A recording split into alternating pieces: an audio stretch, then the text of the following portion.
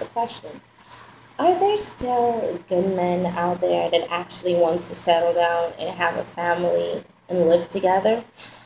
Now, based on the last video, I wrote down most of my notes so that we do not get any lines crossed this time. So to answer that question, absolutely. There are good men everywhere that want to live like that. But women usually ignore them for the more interesting and popular dudes. I'm willing to bet almost every woman can filter through their friend zone and find some men that want families of their own and want to be in a committed relationship. The problem is, women have a very different definition of a good man than men have. For most women, the whole concept of a good man revolves around one thing, being faithful. And if the dude isn't 100% faithful, he gets labeled as not being a good man. The logic is foolish. From a male's perspective, we don't judge other men by whether they only have sex with one person or not, because we all know that men can be 100% committed to taking care of their family and responsibility and still occasionally want to hit some random pussy. Whether he does or doesn't depend largely on the resources and opportunities he has to do it and get away with it. So we can judge men by their character, whether he's a man of his word with real views and values and how he takes care of his home, and that put his family's needs before his and does what he can to provide stability for them is considered a good man to us.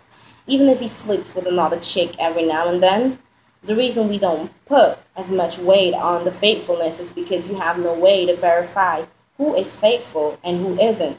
So a man that woman would label a good man could be doing the same shit other men do, but never gets caught because he has the finances or resources to do it and keep it private. So there are good men all around as far as I see it.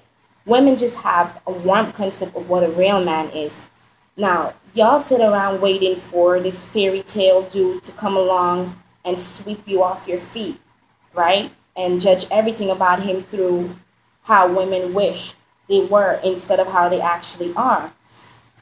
Now, for most of the women that claim they want a real man, not all of you, most of you that claim that you want a real man, this is my view. What do you have to bring to that table for that real man? Because most of the women I see that say they want a real man have nothing more to offer but some random pussy. That's all you have to bring to the table, or a cute face, some nasty ass attitude or something. Now, do you ever sit and think about why those relationships don't work? Now, this is how much you're looking for a real man. Now, every woman have a different definition of what a real man is. Some women will say a real man is a man that always gives her money and makes sure she always goes shopping, get her hair done, get her nails done, and all of that. Now, on the other end, some women would say a real man is a man that always makes sure she gets everything she wants. Right?